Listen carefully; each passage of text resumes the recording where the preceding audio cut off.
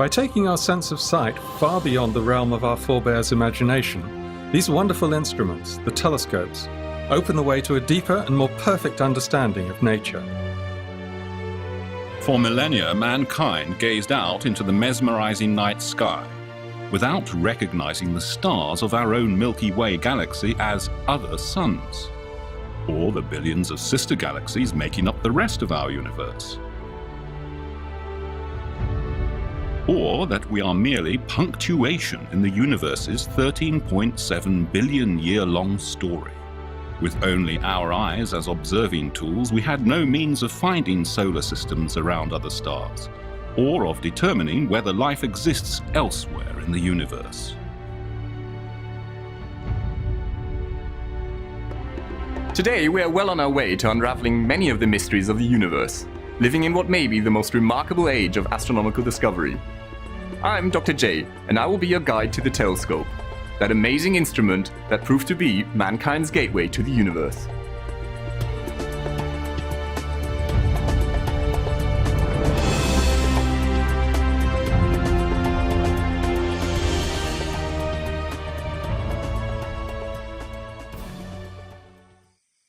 Four centuries ago, in 1609, a man walked out into the fields near his home.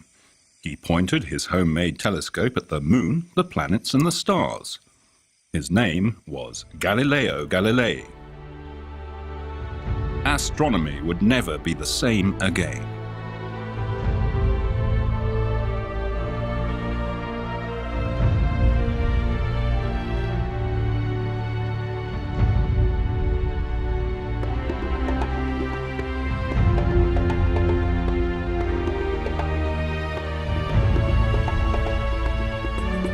Today, 400 years after Galileo first pointed a telescope to the skies, astronomers use giant mirrors on remote mountaintops to survey the heavens. The telescopes collect faint chirps and whispers from outer space. Scientists have even launched telescopes into Earth orbit, high above the disturbing effects of our atmosphere. And the view has been breathtaking.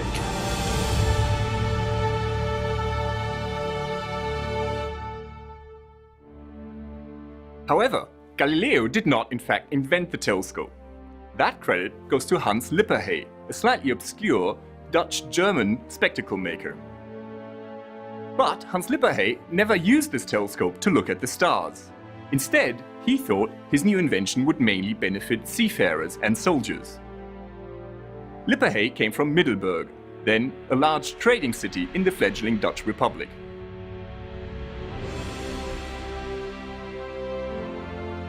In 1608, Lippershey found that when viewing a distant object through a convex and a concave lens, the object would be magnified if the two lenses were placed at just the right distance from one another.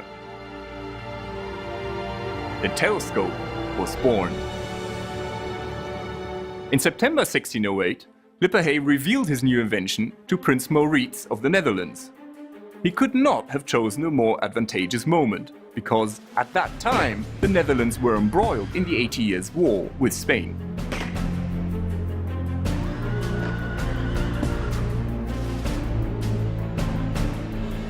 The new spyglass could magnify objects, and so it could reveal enemy ships and troops that were too distant to be seen by the unaided eye.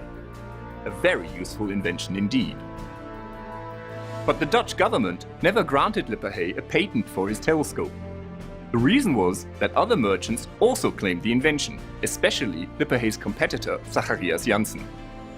The dispute was never resolved, and to this day, the true origins of the telescope remain shrouded in mystery. Italian astronomer Galileo Galilei, the father of modern physics, heard about the telescope and decided to build his own. About 10 months ago, a report reached my ears that a certain Fleming had constructed a spyglass by means of which visible objects, though very distant from the eye of the observer, were distinctly seen as if nearby. Galileo was the greatest scientist of his time. He was also a strong supporter of the New World view advocated by the Polish astronomer Nicholas Copernicus, who proposed that the Earth orbited the Sun instead of the other way round. Based on what he had heard of the Dutch telescope, Galileo constructed his own instruments. They were of much better quality. Finally, sparing neither labor nor expenses, I succeeded in constructing for myself so excellent an instrument that objects seen by means of it appeared nearly 1,000 times larger than when regarded with our natural vision. It was time to train the telescope on the heavens. I have been led to the opinion and conviction that the surface of the moon is not smooth, uniform, and precisely spherical, as a great number of philosophers believe it to be, but is uneven, rough, and full of cavities and prominences, being not unlike the face of the earth.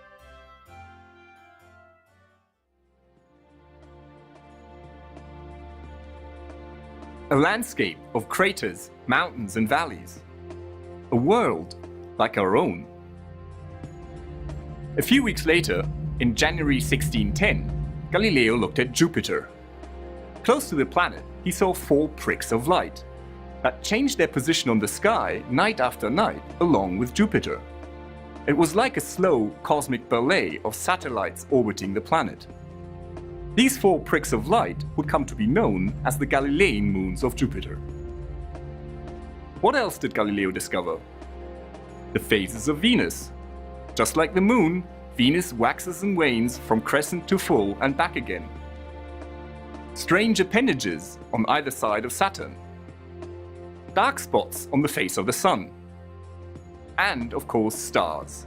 Thousands of them, maybe even millions, each too faint to be seen by the naked eye. It was as if mankind had suddenly thrown off its blindfold. There was a whole universe to discover out there.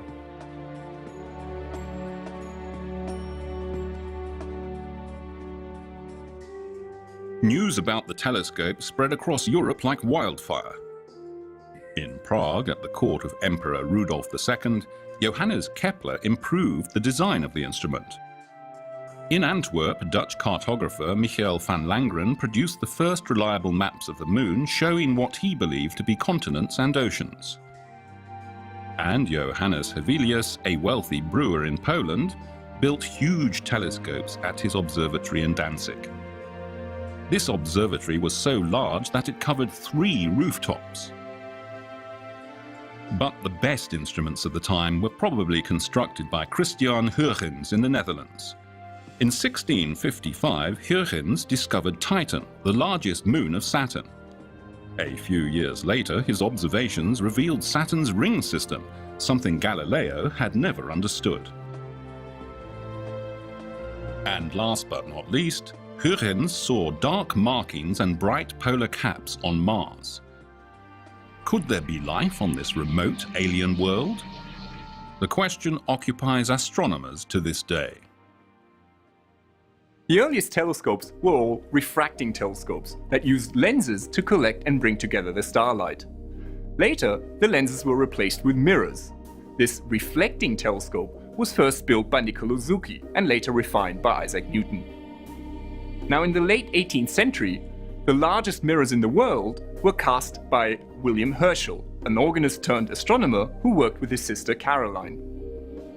In their house in Bath in England, the Herschels poured red-hot molten metal into a mold, and when the whole thing had cooled off, they would polish the surface so that it would reflect starlight. During the course of his life, Herschel built more than 400 telescopes.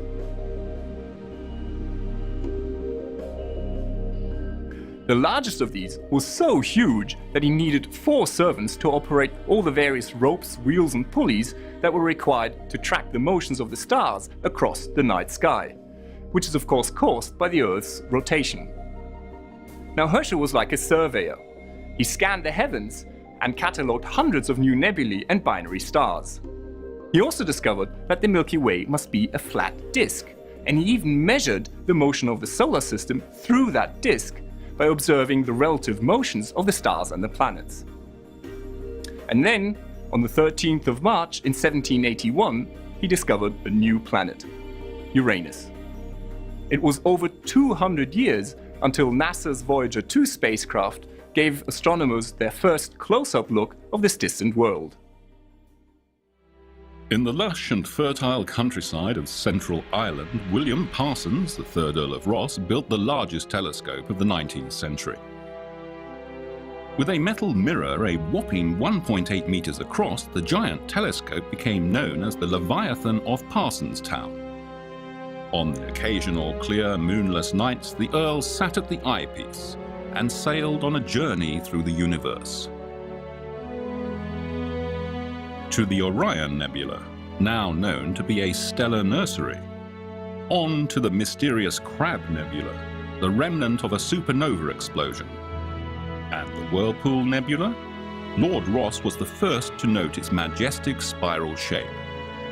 A galaxy like our own, with intricate clouds of dark dust and glowing gas, billions of individual stars, and, who knows, maybe even planets like Earth. The telescope had become our vessel to explore the universe.